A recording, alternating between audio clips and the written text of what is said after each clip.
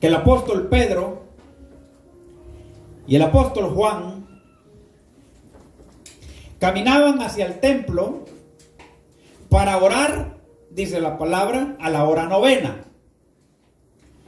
Esto implica que los dos apóstoles y discípulos del Señor, tanto el pescador como el discípulo amado, todos eran amados, pero el que se le recostaba en el pecho al maestro, tenían algo en común. Y tenían esto en común, que ellos sabían que la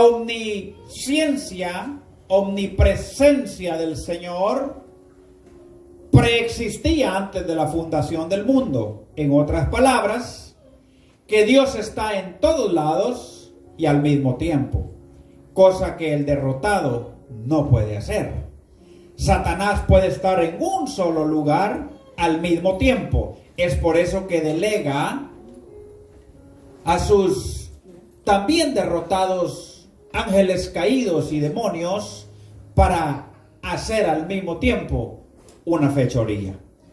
Pero el apóstol Juan y el apóstol Pedro, sabiendo de la omnisciencia de Dios, omnipresencia del Altísimo, caminaban juntos los dos hacia el templo. ¿Para qué?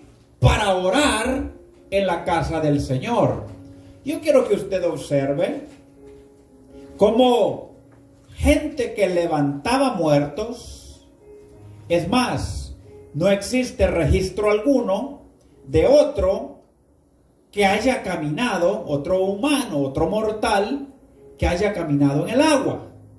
Pedro caminaba en el agua, pero sabía y entendía que aún con el poder que tenía de parte del Señor, que cuando él caminaba, la sombra de Pedro curaba a los enfermos. Pedro tenía hambre y necesidad de acercarse al templo del Señor. Pedro pudiese haber dicho: ¿para qué voy al templo si el poder está en mí? ¿Para qué voy a la iglesia si estoy lleno e investido del poder del Espíritu Santo? Porque en el capítulo 12 les fue dada la promesa y la recibieron de que el Espíritu Santo les bautizó. Entonces, ¿para qué voy a ir a buscar, dijera alguien en su vanagloria, lo que ya tengo? Lo que Pedro y Juan entendían era que aquel poder que activaba la misericordia de Dios para sanidad, para salvación, para conversión, etcétera, tenía que ser renovada. Era renovable y no era un antídoto y una inyección una vez y para siempre, y no volvemos otra vez a saber del Señor, ni de la casa del Señor, y tampoco vamos a volver a orar. Y es allí la deficiencia y decadencia de la iglesia presente. ¿Por qué? Porque la iglesia presente levanta la mano en un altar y dice: yo quiero servir al Señor.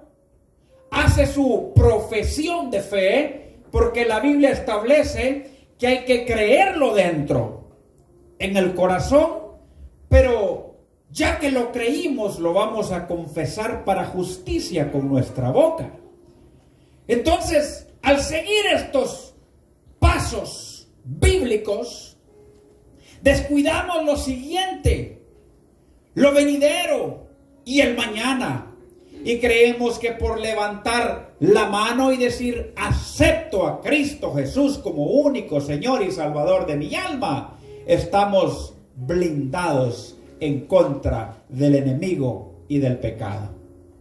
Estamos blindados en contra de las acechanzas de Satanás. Jesús le dijo a Pedro: Pedro, el que oraba, el que caminaba en el agua, el que sanaba, mire, un hombre de poder, de fuego. Pedro, Satanás te ha pedido para zarandearte. Pero no tengas miedo. no temáis porque yo he rogado por ti.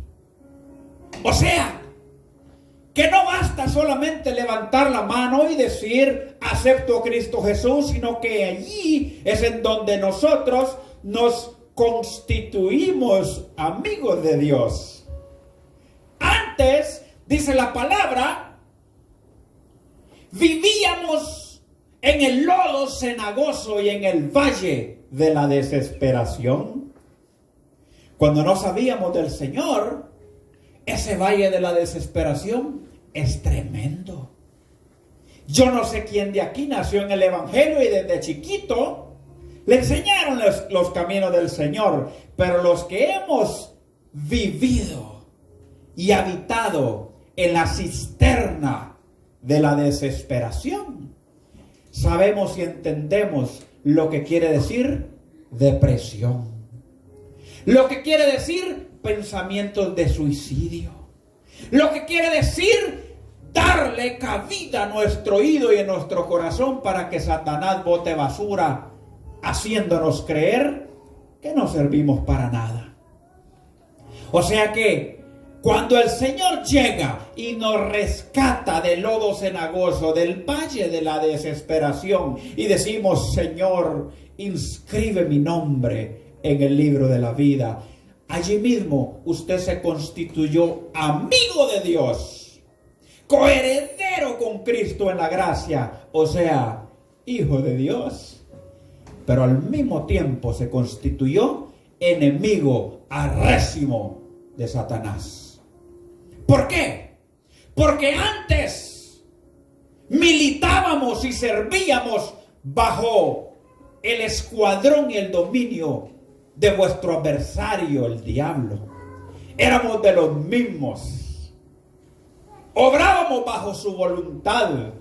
Y cuando Cristo nos rescata y nos saca de ese lugar y nos quita la venda y entendemos que la gracia y misericordia nos alcanzó, nos hemos constituido enemigos del enemigo, enemigos de Satanás. Y ahí es en donde empieza la guerra. Por eso dice que las armas de nuestra milicia no son carnales. Estamos viviendo en una guerra en la cual tenemos que pelear diariamente contra el enemigo. Yo no sé cuál es su lucha. Yo conozco un poco la mía. Pero cada uno tenemos una diferente lucha y un mismo adversario, que es la serpiente antigua, que es Satanás, el cual tiene un objetivo marcado y dirigido hacia tu vida, que es matarte, robarte y destruirte, porque para eso ha venido también el Hijo del Hombre, para destruir las obras del enemigo. Y ahora que estamos con él, no le tenemos miedo al enemigo, a Satanás, porque Dios está con nosotros. Pero ¿por qué entonces la iglesia de Cristo Jesús vive en derrota? ¿Por qué la iglesia de Jesús vive mendigando pan? ¿Por qué la iglesia de Cristo Jesús entonces vive desinflada, sin ánimo, sin gozo y siente que no puede más? ¿Será que se equivoca la Biblia? ¿O hay algo que está pasando con mi vida que no permite que se cumpla en mí? Cuando la palabra establece, dice a base de promesa: joven fui y he envejecido y no he visto justo desamparado, ni su simiente que mendigue pan. La iglesia de Cristo Jesús, los hijos del Rey de Gloria, los hijos del Altísimo, a los que Dios les prometió y le dice: no te preocupéis del día del mañana, porque aún ni Salomón se vistió como los lirios del valle, a como yo los visto, y cuanto más ustedes tendré cuidado de vosotros. No penséis en el día de mañana qué vas a comer o qué vas a vestir, porque yo cuidaré de vosotros. Y la promesa del Señor está para con los hijos de obediencia. Diga conmigo: hijos de obediencia. Entonces, ¿qué pasa con Israel? ¿Qué pasa con el pueblo escogido por Dios? ¿Qué pasa con las tribus del Señor? ¿Qué pasa con los levitas del Dios Altísimo? ¿Qué pasa con los de la tribu de Zabulón, Benjamín y Isaacar? ¿Qué pasa con los de Judá? ¿Qué pasa, hermano, con los santos, los redimidos? Cuando dice que les vino una hambruna tan grande, que dice que comían estiércol de palomas a gran precio. ¿Qué pasa entonces cuando el Hijo de Dios tiene que visitar la ignominia, la miseria y poder caer en vergüenza porque no tiene pan en la casa? Dice la palabra del Señor que los judíos tenían que pagar con ciclos de plata para poder comprar la cabeza de un asno para poder comérsela. Animal inmundo, impuro, de pezuña abierta, que no les era lícito, y tuvieron que llegar a visitar la ignominia, llegar a visitar la vergüenza, hermano David. Y tuvieron entonces que entender que lo que estaba pasando, el pueblo de Dios, los hijos de Dios, no era parte del plan del Señor para sus vidas, sino que era parte de la desobediencia de los hijos de Dios. La hambruna, la enfermedad, la vicisitud nos humilla y nos acerca al Señor. ¿A cuánto les gusta pasar pobrezas y calamidad? A nadie, ¿verdad? ¿A cuánto les gusta que le visite la enfermedad? A nadie nos gusta. Por eso cada uno mantenemos un botiquín con ciertos medicamentos, porque por aquí nos sentimos mal y tenemos como aliviarnos, porque no queremos sentirnos enfermos.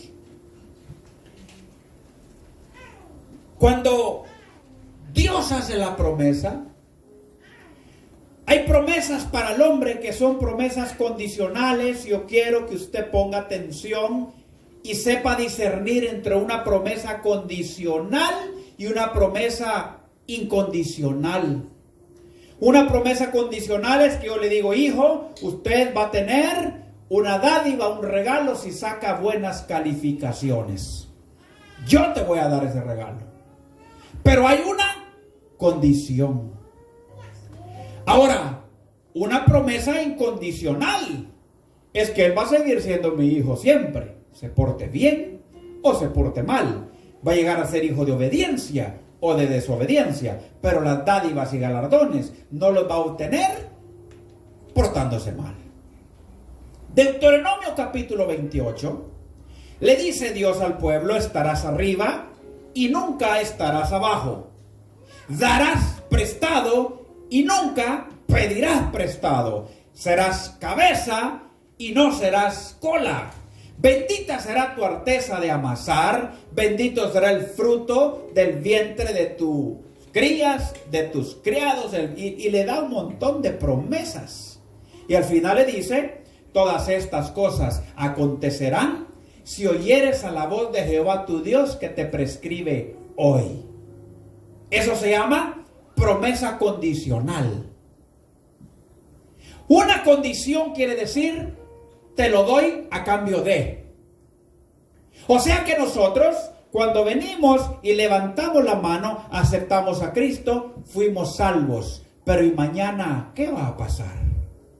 Si ya no oro, si ya no leo la palabra, si me ofende la música cristiana y empiezo a retroceder, a despertar el viejo hombre, el Adán que fue sepultado, y empiezo a menguar en la fe, pues resulta, hermano, que venimos a ser de los que pone la mano en el arado, pero que vive viendo para atrás. Muchos dicen que el que pone la mano en el arado y se va para atrás no es digno, pero la palabra de Dios dice que el que pone la mano en el arado y voltea a ver para atrás, no es digno. O sea, no es ni necesario regresar, sino que con solamente estar viendo para atrás, no somos dignos. ¿Sabe por qué? Porque está con Dios pensando en pecar. Puede estar en la casa del Señor, pero pensando en el lugar de perdición. Puede estar el cuerpo aquí, pero el corazón está allá. Por eso el Señor le dice, este pueblo de labios me adora. Y qué triste cuando el Señor habla y le dice a un pueblo, este pueblo de labios me adora, mas su corazón dice, está lejos, lejos. Cuando el hombre viene al Señor, cuando la hermana viene al Señor y acepta a Jesucristo, tiene que entender que entró en un conflicto con Satanás, y al entrar en ese conflicto con Satanás, tiene que haber golpes, tiene que haber guerra, tiene que haber calumnias, tiene que haber palabras que ofenden, tiene que haber situaciones contrarias para tratarnos de derrumbar de los caminos del Señor. Es lógico y entendible que nuestro adversario, el diablo, nos quiere destruir. Es lógico y entendible que la serpiente antigua se cree que usted es posición de él. Es lógico y entendible que como es abusivo, piensa que usted le pertenece todavía. Como un día fuimos pertenencia de él, hijos de perdición. El Señor le dice a los fariseos, porque vuestro padre el diablo, así les dijo. ¿Quién era nuestro padre antiguamente? El diablo. ¿Por qué? Porque el Señor dice, porque las obras del diablo hacéis. Ahora, ¿qué pasa con el cristiano, con el redimido y con el salvo? Que sigue haciendo las obras del antiguo pacto que tuvo con el enemigo. ¿Qué es lo que está pasando ahí entonces? Redimido, perdonado, restaurado, pero haciendo las obras antiguas. ¿Cuántos copian el asunto? ¿En qué posición ponemos a esta persona? Redimido, restaurado, su nombre inscrito en el libro de la vida, pero haciendo las obras del diablo. ¿Lo dejamos del lado del Señor o lo ponemos del lado del adversario, el diablo? ¡Qué difícil! El que juzgará, dice la palabra del Señor, es Él. Él juzgará, pero es muy difícil tener que tratar con personas de doble ánimo, que no saben determinarse si le van a este o le van al otro, si le sirven a la luz o le sirven a las tinieblas, si le sirven a Dios o le sirven al enemigo. Es bien difícil. Yo creo que hasta el diablo se confunde porque dice, ¿cómo es eso? Está con él, pero me sirve a mí. Tampoco no quiere estar conmigo, pero me ayuda. Yo creo que el diablito está confundido con esa clase de gente. Hasta el diablito está confundido porque no hay así determinarlo amigo o adversario. Por eso fue que Elías en el Carmelo, cuando confrontó a los profetas falsos, a los de Acera, a los de Baal, les dice, pueblo, tienen que escoger. Tienen que escoger a quién le quieren servir. Porque no podemos estar bajo el mando o la jurisdicción de dos señores. Porque todo aquel que le sirve a dos señores, a uno le va a quedar bien y a otro le va a quedar mal. La confianza del hombre tiene que estar completamente en el Señor, creyendo y confiando que fuimos salvos por gracia. Perfecto, eso está entendidísimo. ¿Cuántos saben que fueron salvos por el sacrificio en la cruz? Amén. Amén. Bendito sea Dios. Al ser salvos, por el sacrificio póstumo que nadie quería dar por nosotros. Entonces, hay una continuación. Pedro le falla al maestro, lo niega 3 veces y pensó que con negar y fallar y caer había sido destituido y el Señor le dio la oportunidad de ser restaurado. Cuando Jesús sanaba, les decía a los paralíticos: levanta tu lecho y anda. Y qué cosa más linda. Pero le decía también: levántate, vete y no peques más. Y a uno le dijo: para que no te acontezca cosa mayor. O sea que a veces hasta lo que nos pasa físicamente es consecuencia de nuestra desobediencia. No vaya a pensar que yo le estoy juzgando, que yo le estoy criticando o señalando, sino que le estoy hablando lo que la palabra del Señor dice acerca de la persona que le ha servido al Señor y se descarrila y se desvía y empieza a titubear y andar en la cuerda floja, pudiendo andar en la plenitud. Yo quiero hablar un poco acerca de lo que es andar en la frontera, andar en el borde, en el límite, en la jurisdicción, en la línea que marca. En cierta ocasión, una empresa grande quería contratar un buen tractorista para una empresa reconocida en Guatemala. Y tenía un tractorcito pequeñón, un D4 de los viejitos. Y dice: el que pase más a la orilla del barranco, a ese le vamos a dar el trabajo. Y había varios operadores. Y me recuerdo que don Aurelio, un hombre de sombrero, un hombre de campo, un hombre de respeto, de un pueblo que se llama Cobán, le chequeé el aceitillo al tractor, hizo lo que tenía que hacer que no hicieron los demás, se subió al tractor y pasó por en medio del campo, lejos, y cada uno dejaba una rodada y le ponían una banderita. Don Aurelio pasó lejos y le preguntan: ¿por qué? Y les dice: porque no hay necesidad. Simple. No hay necesidad. ¿Por qué le cuento esta anécdota? Hay cristianos que viven su vida al borde. Están en el 99.99 de la gracia del Señor y con 3 centavos de pecado son destituidos de la gloria del Señor porque han colmado el límite de Dios.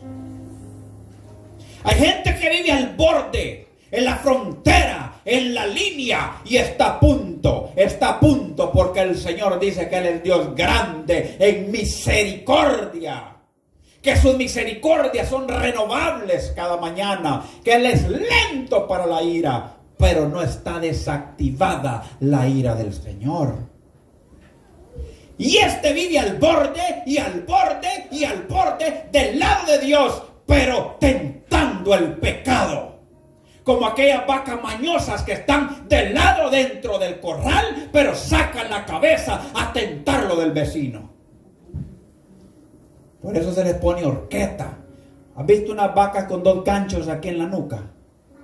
Porque son vacas pícaras que sacan la cabeza para el terreno ajeno. No tiene por qué vivir al borde del cristiano.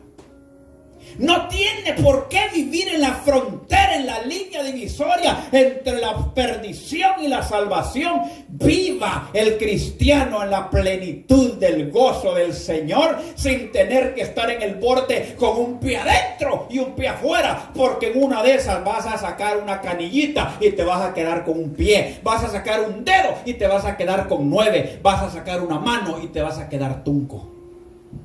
Porque vuestro adversario, el diablo, anda como león rugiente, viendo a quién acariciar, aleluya. Viendo a quién devorar.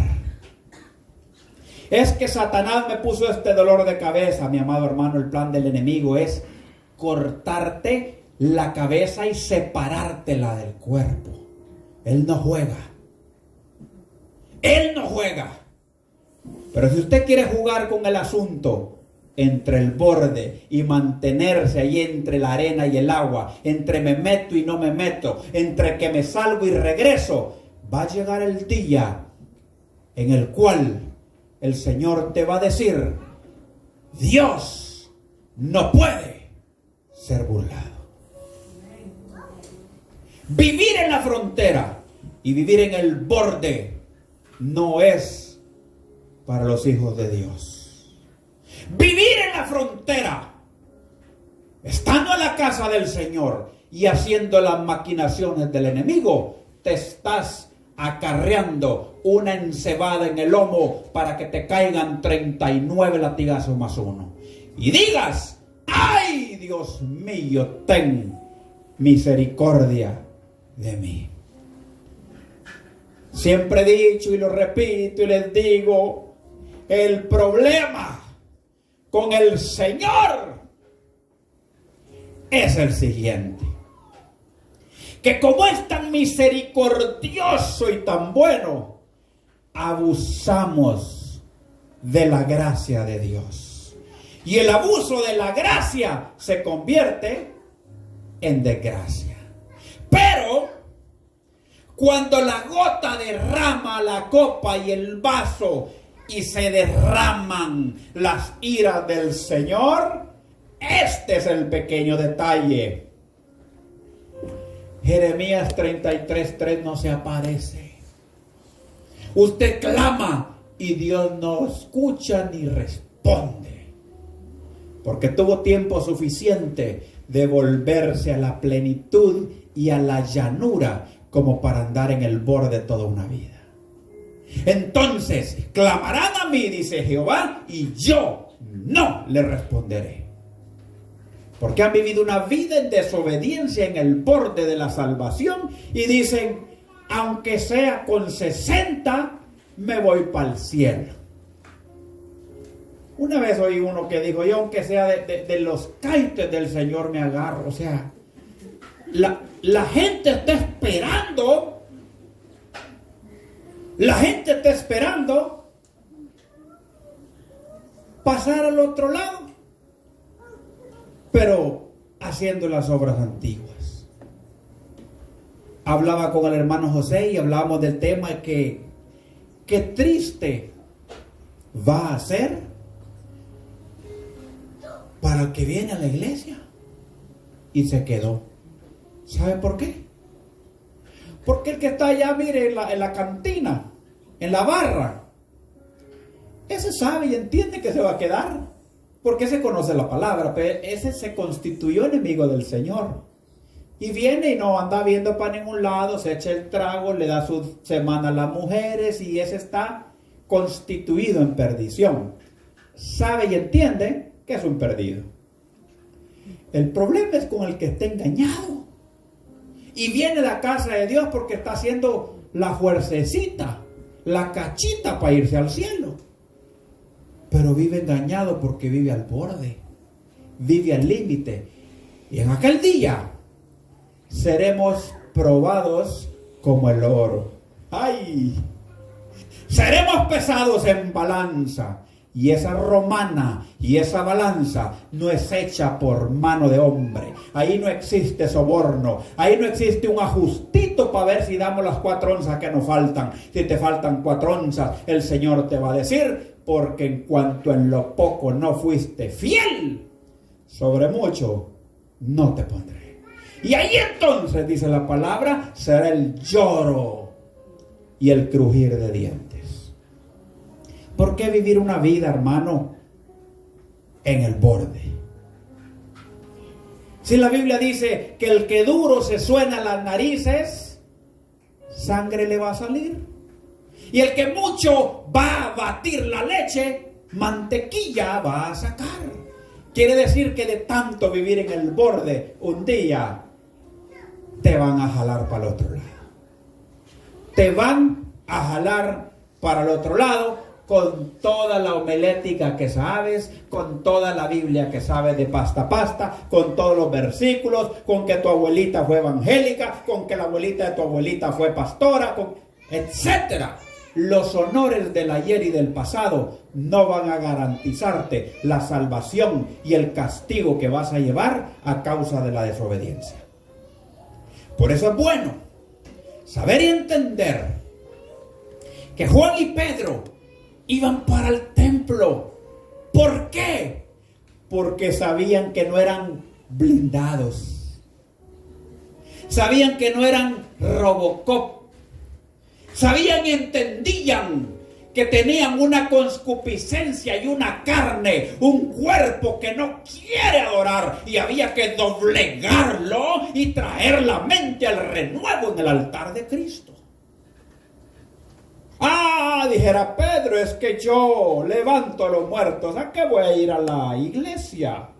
¿Han oído gente usted que dice, hermano, yo en mi casa oro y a mí me da 99% de lástima y un 1% de cólera por la ignorancia? ¿Sabe por qué? Porque ahí se encierran en su cuarto, empiezan hablando con Dios y terminan haciendo las obras de Satanás. Y tienen como pretexto, Dios está en todos lados. Claro, eso lo sabe Satanás también. Solo que Satanás no viene a la iglesia a adorar, sino que solo viene a visitar, a ver a quién hace caer. Es la diferencia. O sea, es necesario congregarse, número 1, porque la iglesia es la puerta del cielo. Si no entras por la puerta, ¿te vas a tirar por la ventana, amado hermano? ¿Por dónde vas a entrar? ¿Por dónde vas a entrar? Y si no vienes a la iglesia, ¿cuál es la puerta? Hemos tenido por poco el templo del Señor, cuando Dios manda la promesa que allí dice que Él derramará y enviará bendición y vida eterna. ¿A dónde es que nosotros nos habla el Señor? Por medio de su palabra. Si en la iglesia no hay palabra, huya. Huya de la iglesia. Si en la iglesia Dios no le habla, huya, corra por su salvación. Pero si en la iglesia Dios le habla, y aunque no le guste lo que usted recibe, porque le contrista su corazón y le toca la llaga, eso le va a sanar y le va a restaurar. El cristiano necesita saber y entender que tiene que renovarse diariamente en el Señor. Ay, es que el culto del domingo estuvo tan bonito, pero ya es miércoles. Y se te fue el lunes y el martes en blanco. Y por eso el miércoles ya estamos haciendo las obras del Adán caído. Porque la gente piensa que con un inflón de fe el domingo le va a aguantar el aire para toda la semana, cuando tiene un gran agujero en su llanta espiritual. Tiene que renovarse, tiene que buscar. Y si está acostumbrado a vivir en el borde, en la línea del pecado, tome en cuenta que hubo palabra de parte de Dios para tu vida que te dijo, te van a jalar para el otro lado. ¿Te gusta el borde? ¿Te gusta la frontera? Geográficamente, los lugares más peligrosos sobre la faz de la tierra son las fronteras. Espiritualmente, no son la excepción. El lugar más peligroso es vivir al borde. Vivir tibio significa. Vivir tibio. El que quiere quedar bien con todo el mundo, no importándole si queda mal con Dios. El que quiere que la tía no se enoje, no importándole si se lleva de encuentro al Señor. El que quiere quedar bien con el patrón, no importándole si va a quedar en mal el evangelio de Cristo a causa de tu decisión. El que le gusta quedar bien con el mundo y se constituye amigo del mundo, asimismo se constituye enemigo del Señor. Cosa triste es que el Señor diga, este es mi enemigo. Dice, como se derrite la cera, se derretirán todos los que me aborrecen. Pastor, pero yo no aborrezco al Señor. No lo aborrecemos. Y entonces quiere decir que sin aborrecerlo, amamos al diablo, porque practicamos las obras del diablo. ¿Qué significa aborrecer? ¿Qué significa amar? El que ama al Señor tiene el cuidado de no quedarle mal. El que ama a Satanás tiene el cuidado de quedarle bien y complacerlo. El que ama más la carne que lo del espíritu vive en el borde y tarde o temprano será candidato para el fracaso espiritual y por ende el enemigo va a cumplir lo que prometió, que es matar, robar y destruir. Esta palabra es para viejos y juventud, es para todos. El jugar con lo santo, el jugar con lo celestial, el jugar con lo lindo, con el que nos libertó, con el que nos sacó de las tinieblas a su luz admirable, tiene una consecuencia muy grande. No quiero, por ningún motivo, en mi corazón, que al sonar esa trompeta, yo mire a alguien con sus zapatos puestos de ahí arriba y que se quedó ahí abajo.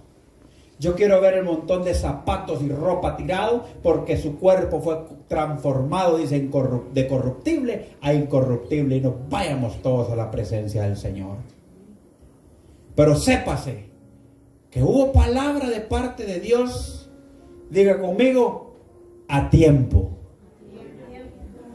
Porque Dios nunca ha mandado un castigo sin antes mandar una advertencia. Advertencia. Como cuando el padre le dice al hijo, pórtate bien porque te va a caer. Y el niño sigue, ¿verdad, hermano? Sigue y sigue. Daddy is good.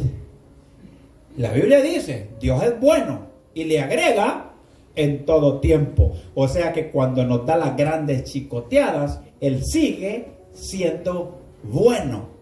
El problema es que no aguantamos, hermano, un trato del Señor. Hay quienes en los tratos del Señor se han muerto.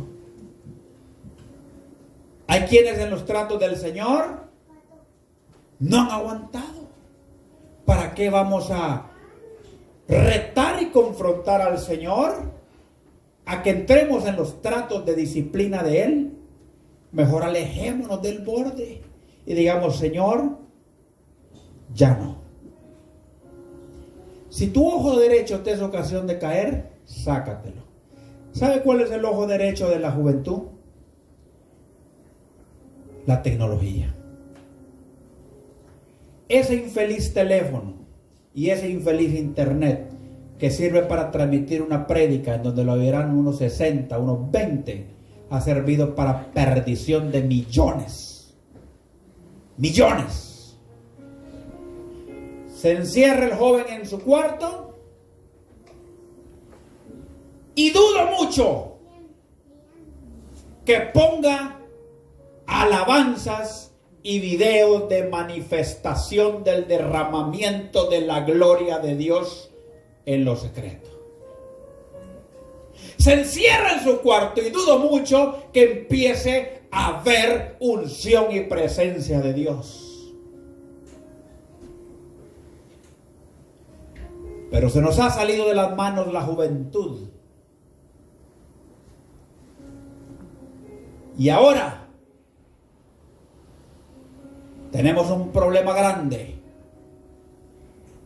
¿Y cuál es el problema grande? El problema es que muchos de nuestros hijos ya tienen más estatura que nosotros y se creen que por ser más grandotes tienen autoridad sobre papá y sobre mamá.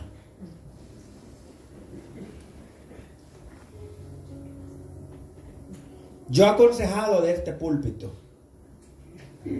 y les he dicho, papás alcahuetos y mamás alcahuetas, vayan a su proveedor de servicio telefónico y que le pongan restricción de contenido de adulto a toda tu familia y a tu propio teléfono. Es que se enoja el nene y se enoja la nena. Agarra una almágana de 12 libras, ponele un yunque, ponete lentes porque vuelan chispas. Yo ya vi cómo vuelan chispas. Y le das un solo si no quiere. Porque se encierran viendo a Dios, empiezan viendo a Dios y terminan hundidos y comiéndose el vómito como el perro que vuelve a su vómito y la puerca recién lavada, otra vez devanándose en el lodo y mañana no siento nada, Señor. ¿Y cómo vas a sentir algo si has pasado endamado con el demonio? ¿Qué vas a sentir? Los ríos de agua viva que saltan para vida eterna revolcándote en el pecado del enemigo. No, amado hermano, no es así. ¿Quién cree usted que tiene la culpa? El gran sinvergüenzón del papá y la gran sinvergüenzona de la mamá. ¿Sabe por qué? Porque no han tenido autoridad. Se enoja el nene, ¿verdad? Y la nena. ¿Qué es preferible? ¿Que ponga trompa de elefante y que le des la oportunidad que cambie, o que te la agarre el guardia, o que te lo agarre el guardia y te lo mete en prisión y no te lo suelten?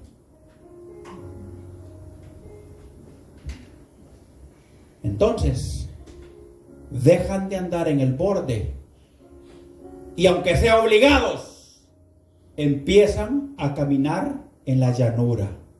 Hermano, es que la fuerza ni la comida es buena. ¿En qué versículo está eso? La Biblia dice, fuérzalos a entrar. Yo le aseguro que si uno de sus hijos está a media ruta y usted ve que viene un tráiler y que el chofer viene borracho y le avisan a usted y no se quiere quitar su hijo, usted lo agarra del moño de los colochos y se lo lleva a patadas y lo saca para el otro lado y le salva la vida. ¿Sabe por qué? Porque aunque le duela, aunque sea castigoso, aunque se mire feo, aunque se mire de la manera que el mundo lo quiera ver, es tu hijo, es tu hija y le estás salvando la vida. Es que van a hablar mal de mí si le pego un mal jalón. Te lo va a matar el tráiler.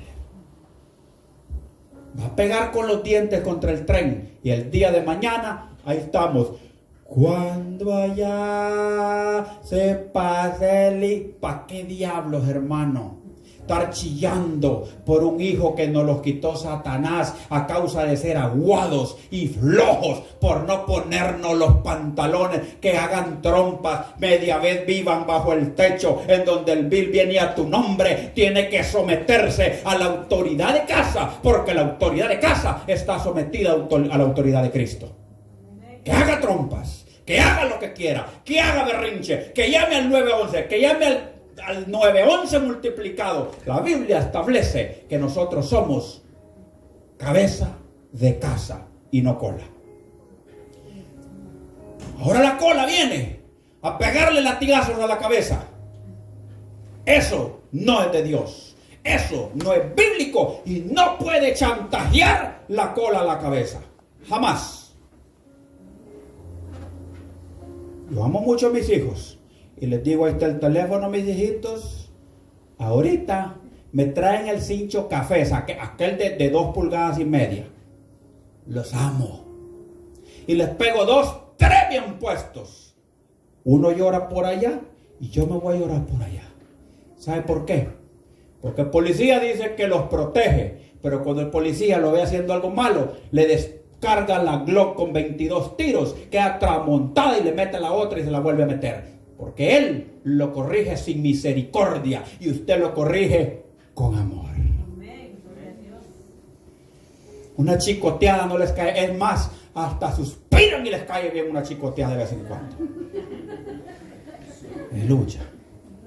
El pastor está predicando. Mire, yo prefiero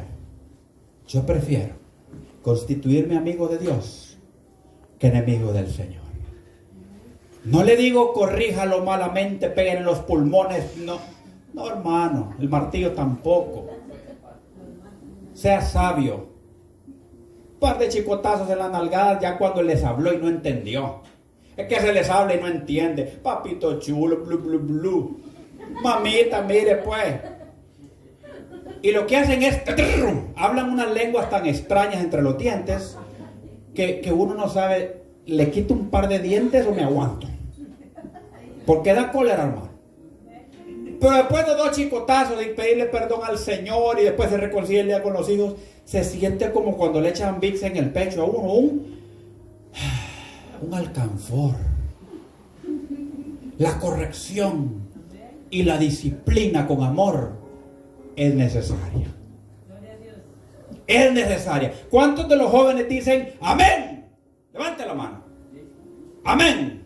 Aleluya. Luisito, Ana Cecia. ¿Cuántos de los jóvenes dicen amén acá? Ana Jaycee. Aleluya. Tampoco voy a agarrar un chicote de alambre de luz espigado. No. Eso no es así. Esa es corrección con odio. Pero volviendo al tema, la culpa de que los hijos anden caminando al borde, a veces la tenemos los papás. ¿Sí? Nosotros lo tenemos. Mamita quiere el plan de a 30, el de a 40, el de a 50 o el de a 70. Y le dice, no hay de 80, le dice. Uno ilimitado de ultramundial quieren. Que el satélite apenas ponga la última letra y ya caiga la cosa. Rapidísimo, que huele. Están esperando el 7G. Y el papá no sabe que lo que le compró con 40 horas de trabajo, 50 horas de trabajo, le está sirviendo para mandarlo a un lago de azufre y fuego, destinado para Satanás y los demonios, a causa de que no supo aprovechar la bendición y la transformó en maldición. Bloquéele asuntos de adultos al contenido hasta de tu propio teléfono. Yo pongo machete en mi teléfono, no me aparece porque dice contenido restringido. Sí, el otro día quería hacer un estudio sobre la bruja, la hechicera de Endor, que se le apareció, que hizo aparecer al profeta Samuel, pero como llevaba esotería, que quiere decir brujería, no me apareció. Y yo dije, bendito Dios, tengo 2 diccionarios ahí, y abro los diccionarios, investigo, y no pasó nada. Ay, hermano, que yo sin eso no puedo vivir. Bueno, vas a tener que acostumbrarte entonces a vivir en el borde y que Dios sea con tu vida, con tus hijos, con tu familia, con tu esposa, con tu esposo, y el pastor solamente aconseja. El pastor solamente aconseja. La Biblia es nuestra consejera. Pero usted tiene algo que se llama libre albedrío, que es la capacidad de hacer lo que se le dé la regalada gana. Y usted escoge. No voy a decir que el pastor nos está obligando, mire que no, hombre. Si usted quiere, usted puede hacer lo que quiera, pero usted aquí viene a escuchar, porque por el oír entra la fe, y por el oír, palabra de Dios. Los primeros 3 días que ese muchacho, que esa muchacha tenga contenido restringido, va a pasar como león enjaulado. ¿Quién ha visto leones de circo? Enjaulados, de aquí para allá, de allá para acá, y van a pasar. ¡Rar! Hija, hijo, a comer. ¡Rar! ¿Sabe por qué? Porque le está sanando, porque le caló, porque le afectó.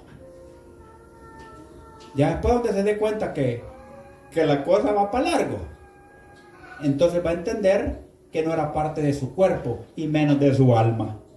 Ya no le va a hacer falta. Los niños de hoy no saben ni qué es trompo, ni qué son canicas, ni qué es un capirucho. No saben nada. Usted le da un capirucho y dice, y este es para echar café y el palito para mover el azúcar. Ellos no saben qué es eso. ¿Sí? Le da unas canicas y dice, son para la pecera. Ellos no entienden, porque todo es Nintendo y electrónico. Le ganan a Mario Bros y a la pantalla. Pero nosotros tenemos la responsabilidad de jalarnos nosotros mismos del borde y jalar a nuestra familia con nosotros. ¿Cuántos dicen amén? ¿Cuántos van a ir a Verizon, Apple, Samsung? Hágalo. Peor si usted está soltera, soltero, hermano. Peor aún. Usted tiene una llama de fuego ahí en su pantalón, en su bolsa. Hace unos días el Señor nos hablaba y nos decía, se pondrá una brasa bajo el brazo a alguien sin que agarre fuego sus vestiduras. O caminará sobre las brasas a alguien sin que se le quemen los pies. Te vas a quemar, hombre. Ya le pediste 70.777 veces perdón a Dios por lo mismo. Entonces entendé que no podés competir contra tu adversario. ¿Qué tenés que hacer? Pegarte a Dios. Y si tu ojo derecho te es ocasión de caer, sácatelo. ¿Cuántos saben lo hermoso que es la nubecita de la unción de Dios cuando pasa y te dice, te amo? Te respaldo, y que uno siente el toque del Señor? ¿No le gustaría cambiar lo que lo aparta de Dios por el toque del Espíritu Santo? ¿No le gustaría cambiar toda esa podredumbre que le aparta de la gracia del Señor por esa nubecita de Dios? Juan y Pedro entendieron que había que venir al Maestro, que había que recurrir al buen pastor, al Rey de reyes y Señor de señores. No basta un domingo, no basta un jueves, una renovación diaria en la cual lo podamos adorar. La palabra del Señor dice, levantad manos santas al cielo. ¿Cuántos pueden levantar su teléfono y decir, Espíritu Santo, yo te adoro con esto que me has dado? Y esta es la bendición que me tiene en victoria. ¿Puede hacer una oración así usted? ¿Cuánto puede levantar su laptop, su computadora al cielo y decir, Señor, esto me lo pongo en la frente como la mitra de Aarón, en donde dice santidad a Jehová? Esto representa mi salvación. ¿Lo puede hacer? ¿Considera que sí? Y si considera que no, saque ese estorbo del camino. Ayúdese usted mismo. Mire, el que está impedido, el que está en silla de ruedas, si él se destina a morirse, se va a engarrotar más y se va a morir paralítico. Pero si él se ejercita y si él se empieza a mover, cuando sienta va a tener más movilidad y empieza a sanar. Entonces nosotros somos paralíticos espiritualmente cuando no nos queremos ayudar.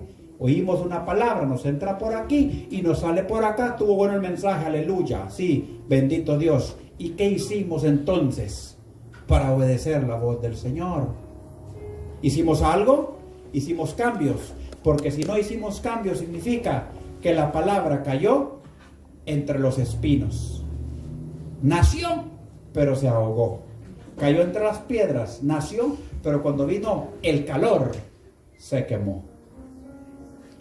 ¿Cuántos quieren ser agradables al Señor en todo tiempo?